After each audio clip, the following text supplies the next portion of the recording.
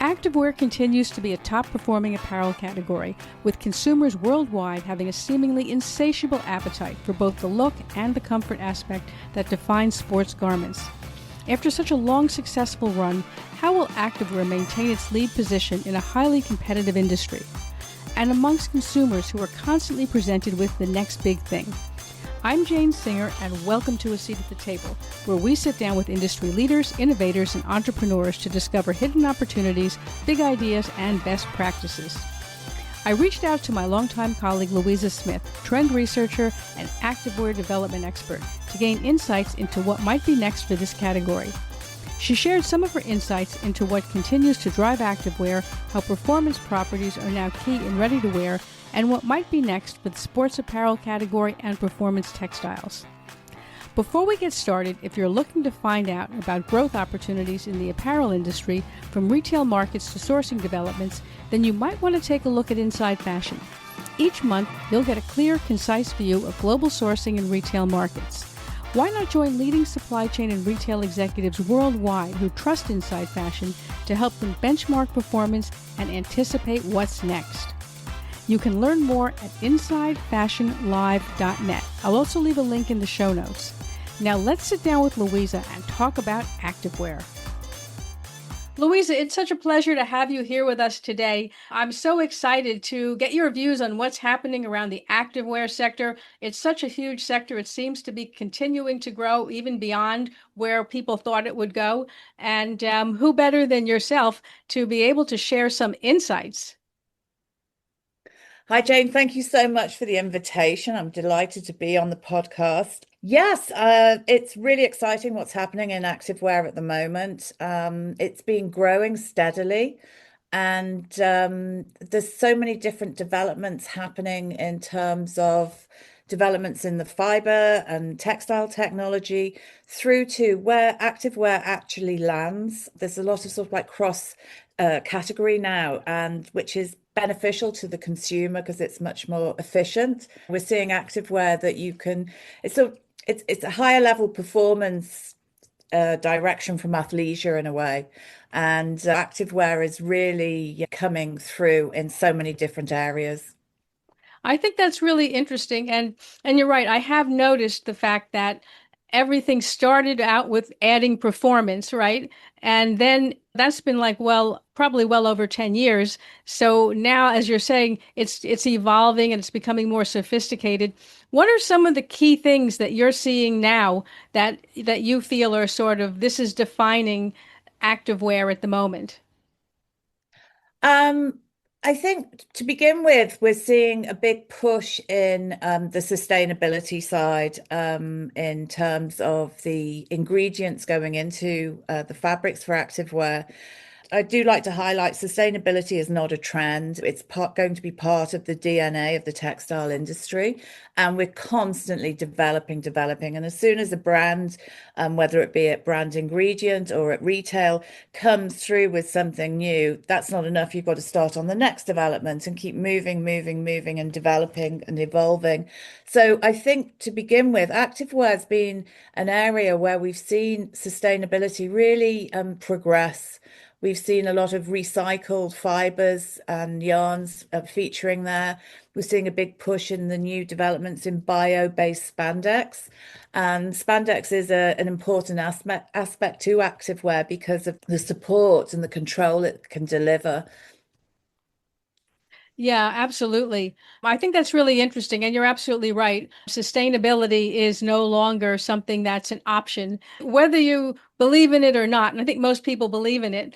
The legislation that's come through has made it no longer an option. And in fact, right, has made it more challenging for brands to be able to comply with increasingly complex rules and regulations. So the developments, like you're saying, coming from the fiber side are critical. I mean, brands have to somehow find a way.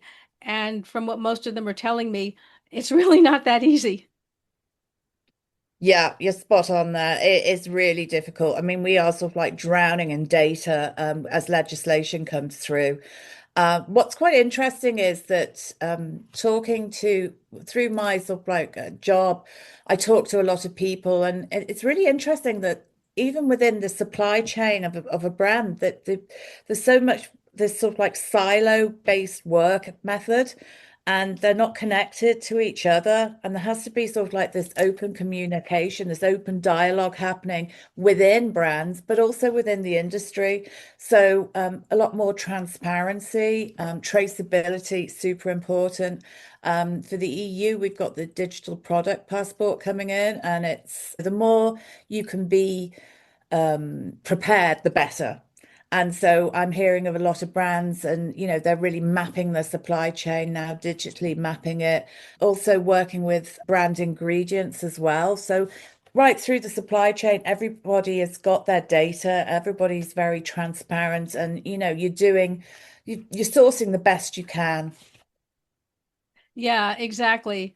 Exactly. The challenge around managing all of this data, that's the foundation of those digital passports, is incredibly complicated and fraught with all kinds of complications that superficially you don't think of it, but once you start to actually try to execute on it. So for brands, to be able to find, I think, some kind of a turnkey, right? Or at least fewest possible steps to be able to reach that sustainability target has got to be something. I don't know if you're seeing it, but that ultimately is going to be the only way because the more complex your supply chain is, right? Um, you're just going to drown, drown in data. Yeah, that's it. That's true. I mean, I think also there's still, even though the legislation is coming through, no one seems to really have got what it is.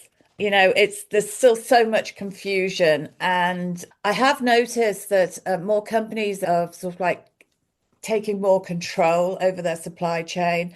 And also from the textile point of view as well, the mills that I work with as well, becoming more vertical. So offering the brands and the buyers more control within a vertical delivery. So that's where we're seeing changes and sort of like tightening the supply chain. And it's also, I mean, no one really knows how we're going to define the sustainability of certain products. I mean, I work with so many different fiber developments that I still work with virgin, conventional synthetics because at the same time, there's still a demand for them. I work with recycled as well. So, but even with like the conventional synthetics, they still have sort of like a core value in the longevity they deliver and the durability, and depending if they're going into a performance fabric.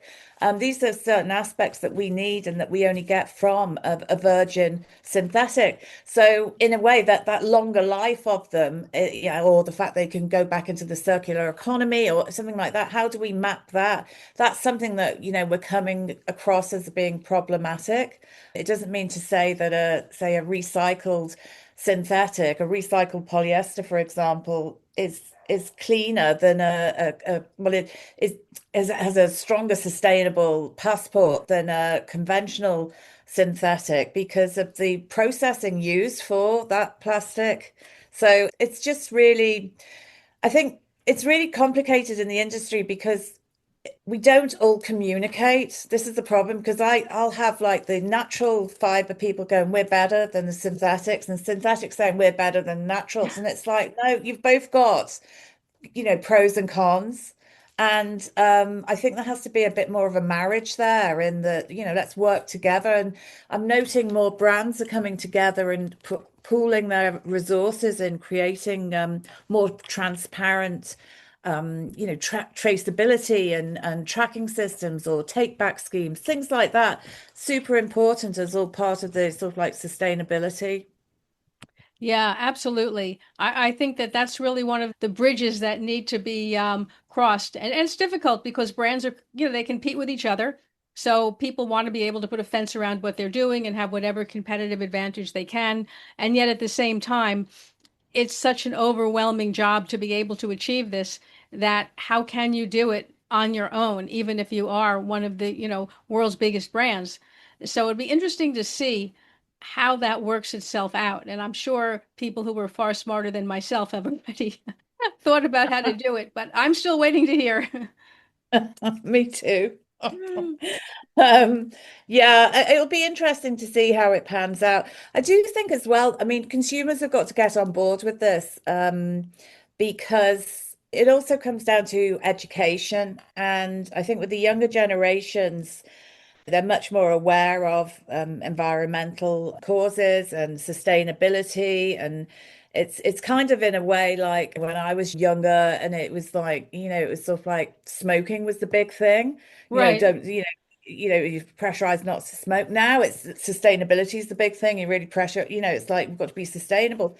At the same time, you get consumers who don't care. I think an attitude that we sometimes have is that everybody thinks the same way and they don't.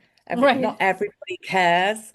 And for one example we have in Europe at the moment is it's with bottles and the bottle tops, the screw lid. They've done a system now where they lasso it onto the bottle. So if you unscrew it, you don't lose the lid. Oh, So that's really good from a sustainable point of view because when the bottles are collected, the lid's still there. It hasn't gone off and been chucked away and everything like that. No one likes it. They're like, oh, I can't stand this. We can't stand this. But if it's doing something better for the environment, put up with it. It's like, so there has to be a bit of give and take, I think, with the consumer as well. The consumer they want good value, they want performance, they want it all, basically, and they want their brands to deliver. And that's where the transparency comes in because they, in a way, have blind faith that the brands will do responsible sourcing. And if the brands do that, you have their loyalty. If you don't do that or you're caught out, and especially with social media, you dead. So it's sort of the consumers care, but they don't want the responsibility of it. yeah, absolutely. I think that always is the case, right? People want someone else to take care of it, and they don't want to have to make any kind of compromise or sacrifice. So it's human nature. Now, if we're looking at developments in what I call the broader activewear sector, which is not just specifically sports performance, but like you were saying, how it's spilled over into athleisure, into maybe higher performance intimates, into even regular wet ready to wear. What are some of what you're seeing as the newer and more groundbreaking developments on the performance side that are spilling over into other sectors? Um, I'm definitely seeing that the fashion industry is definitely looking in for ready to wear, looking at the fabrics we traditionally use in activewear. What's really interesting that we're noting is like we're doing a lot of developments in circular and warp knits where we've got clean cut technology. Mm. And that is really applicable to the ready to wear sector because you can get a lot of nice fluid silhouettes and this clean cut aspect is a really nice finish. You've got no seaming. And, sort of like that's definitely an area. Other aspects I see, everybody's crossing into each other's market in a way. And so, sort of like from the activewear side on the development, they're becoming much more fashion led, which is great to see. So we're seeing some really innovative odds coming through, seamless as well. Again, that's really good for the wearer, comfort fit, no seams, but at the same time, really strong on sustainability because there's very little waste in manufacturing. So that's really good. And I think also like the comfort factor that activewear delivers is really coming through in all sectors because that's what I don't know whether it is a legacy of the lockdown, but comfort is king. And that's where the activewear market really delivers because we put a lot of development in to how the body responds through activity and how we can support the body and core stability and shaping. And, it's really sometimes I'll put on a pair of leggings that will have high compression, and you really notice a sort of like a enhanced posture, and that'll cross through easily into the fashion side because why not have something fashion related that will also enhance your fit and form. So we see a lot of developments there as well. But I think one particular development that I'm seeing everywhere is UV plus. UV protection is massive, and that's something that's very easily available in the sort of like circular and warp knit sector, more so than the wovens, and it's really crossing through into all areas. How is that being achieved? There's different applications. You can have a finish treatment put on there, or you can actually have it microencapsulated into the yarn. And through construction as well, you can get a UV cut fabric. So there's different applications. And again, that's something in the activewear area that you can have a permanent performance, or you can have one that's a topical performance, and it will last the life of the garment. Maybe the permanent performance will take it even further. So, and that's applicable to a lot of the different functions available in the activewear sector. I work in activewear, I work in sports and outdoors as well. And I love the performance the fabrics give. So I'll wear it's sort of like a sports legging, but with a fashion top, and that mix and match. And it's kind of the norm. You see wedding photos now on social media. Everybody's got trainers on, sneakers. It's like, why not?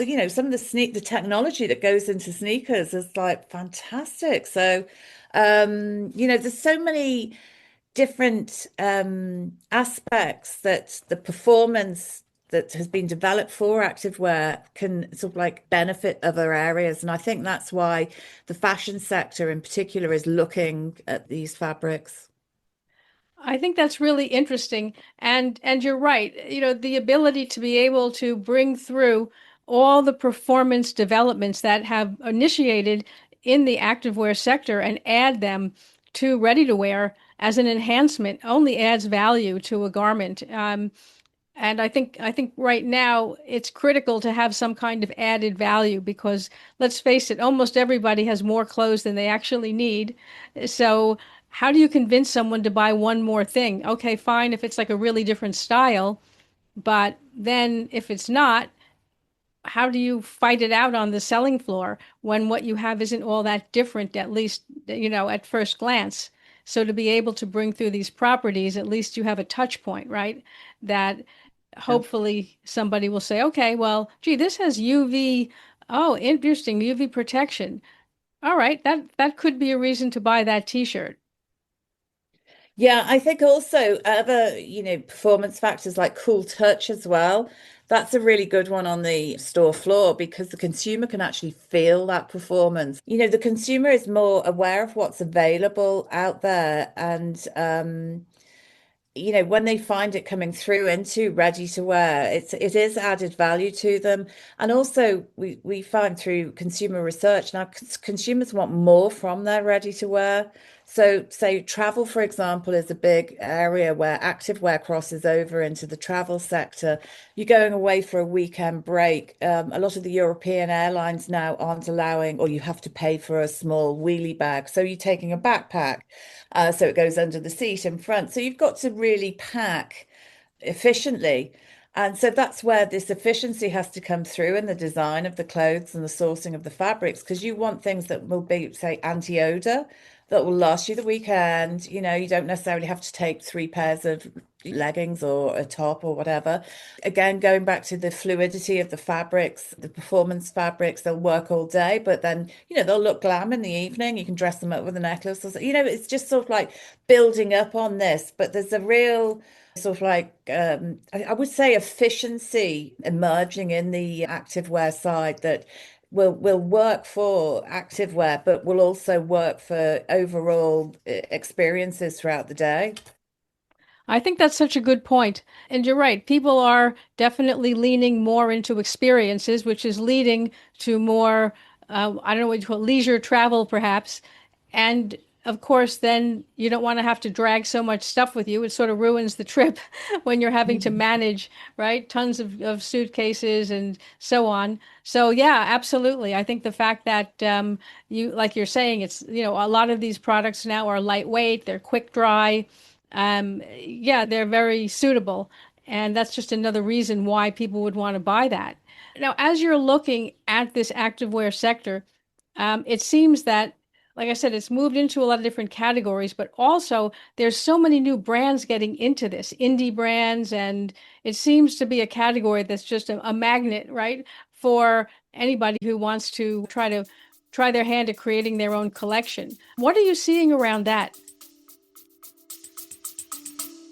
We're going to take a quick break now, and then we'll be right back. We were hiring when we were making 50 to 100K monthly losses. And why? Welcome to episode 1. I can't think of a single founder who's been around for a decent amount of time in business who hasn't had their tunnel of year. This was that year. We're going to be okay, yeah, Sheree. Some are going to hear this and think, you TDP. But hear me out. You only have to do the math to understand that very soon we were $500,000 down. Yeah, definitely there are the existing brands that have really evolved on the activewear front. And again, there's so much coming out. I was recently in Shanghai recently, and I was really amazed there at the brands, both Western and domestic. It was really exciting. There's a big cultural confidence, a creative confidence happening there. And what was really interesting is talking to consumers is it's not enough just to be, say, a Western brand or a famous brand or anything. You've got to have something special. You've got to have something within a product that someone wants to buy. I do feel that as long as you deliver on the transparency, there's room for everyone. Some people are looking for a unique creative look, and then others are looking for sort of like buying into a brand, say like Lululemon or Sweaty Betty, and then you even cross over into the likes of Gymshark, who are understated, but they're really good quality fabrics, but just subtle. If you know, you know, kind of thing, when you see their logo. And so, yeah, there's a lot of developments happening in there. But even, some of the supermarket chains are bringing out very good activewear. And what I like about the activewear market and what I like about the sports market and the way it's developed now is the, inclusivity. There are price points for all. So basically for me, sort of like activewear really is open to all. I think that's a really good point. And you're right. The fact that there is such a wide range available, that there's literally something for everyone, regardless of what your preferences are in terms of style or performance, it's huge. And I think while we certainly love the power brands and the fact that they have the resources to do tremendous development, which influences the industry, absolutely critical. At the same time, a lot of these niche brands that are coming up are providing really creative product. And I like the fact that you touched upon what's happening in China, because I think in China and even throughout Southeast Asia, we're seeing so much innovation on the design side of things. So it's important because you feel like buying it when it has some, interesting detail, right? A cute style. It's sort of more of a must buy than just, oh, here's another pair of black leggings. And yes, I know, they have some kind of a performance quality, but there's still another pair of black leggings. Whereas when you look at a lot of what's available in China and Southeast Asia, wow, just an incredible product design. Oh yeah, I mean it's really interesting to see the change there, but also the consumers really wanting this activewear direction as well. Activewear is, we've got like urban outdoor now. I mean, it's just like I don't think I have many items in my wardrobe that don't have some form of performance in terms of the fabric. Not just that, the designs are different, but it is about that getting that comfort, getting that protection, that function. I think it's really exciting what's happening. I would give a shout out as well to the spinners because the spinners are the ones that are really pushing now. In the past, we've Mm. sort of like been looking at the knitters and the weavers and everything, but the spinning technology that's happening at the moment is really first class. Yeah, you're absolutely right. Oftentimes, the spinners are the unsung heroes of the Yeah. industry. They get no recognition, and yet they're the foundation in many, many ways of Yes. everything that we're enjoying on the performance side. So it's good that you brought that up. It's difficult to communicate that down the supply chain, right? Yeah. It's too intangible, and I think that oftentimes when brands have tried to create a message that's too granular, they lose the consumer. It's only a rare consumer, maybe that's just my opinion, who's going to really go deep researching a t-shirt. I mean, at the end of the day, you lose them. People just get frustrated. You're willing to do that if it's a big purchase like a car, right? Or a utility or even a phone. But garment has to be pretty fast paced. Yeah, definitely. I mean, as much as we're seeing a lot more developments using transfer printing onto activewear, with QR code, with the care label and everything like that. So I'm not going to scan a QR code, Yeah. it's just like, um, I'm going to, okay, I have the advantage if I touch a fabric and, we know what a fabric's like and, we can feel it. But at the same time, it goes back to that blind faith with consumers and their brands. And it doesn't matter at what, which position your brand is at, whether it's just, a big volume or it's niche. It's you trust that brand. I trust the brands are going to, do the job for me. And I don't necessarily, it's basically if you want my money, you've got to do that. Yes. Um, so, it's got to perform. So it's really this is where I feel that at the moment this sort of like collective approach within the industry is important. And like you said, as much as we are brands that have competition, you don't want to give everything away. We can still work alongside each other and make better products with less impact and still deliver to the consumer without them having people haven't got time to go through everything on a t-shirt or a pair of leggings. They just need to know that it's been sourced responsibly, it's been manufactured responsibly as well, and and it will perform to their needs. Yeah, absolutely. I think that's really, like you say, it has to be a very simple and very clear message. And beyond that, except a few diehard consumers, they're not going to look for it. And it almost is a speed bump because fashion tends to be an impulse buy. So if now you're trying to add a research component to it, you're undermining that see it, like it, want it, buy it kind of thing. That is what, Mm, fuels most of us to buy a lot of yeah. stuff. If we stopped and thought about it, we might, buy a lot less. Yeah, yeah, very true. But I think also, sort of like when there's an added function or performance that's highlighted, it just a lot of the time the consumer will be aware of it and kind of what it does. So like if it's like cool touch, obviously you can touch it. But and some of the retailers have put stickers on, that'll say touch me, which is really nice, touch me, feel me. And you do, feel it. But UV plus. Also we're seeing a lot of heating yarns, thermal regulation yarns that have come from the activewear side and especially base layers coming into ready to wear. So again, we can have lighter weight fabrics, but they'll be warmer. So we don't have all that lofty and layered approach. So, heating technology highlights it. Brands are using for cooling as well. They're using the sort of like temperature gauges and things like that. Just that connection. No need to know anymore. I mean, they have to work because otherwise you're going to lose the loyalty of that consumer. But the consumer doesn't need to know the tech behind it all and all the data and everything like that because it's just you never get anything done. Yeah, yeah, exactly, exactly. Now, just one more thing. Looking ahead, looking down the road, what do you see perhaps as the next big development that, could really impact the activewear and related sectors? It doesn't have to be developed now, but if you see something that you feel like this could be the next big direction. One area I'm seeing, and it's only in its early stages, and I think it's incredibly interesting, is printed circuit boards onto fabrics. And they're very soft and malleable. And in the past, you had to have sort of like chunkier things, and this is very smooth. Because the thing is, with activewear fabrics, a lot of the time that there's next to skin, second skin, so you want something on there that's you're not going to notice.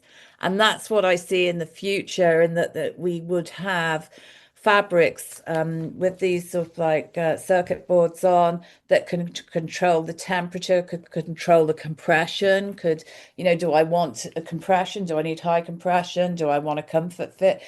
I mean, this is looking way, way ahead, but the consumer having control over the function of a garment.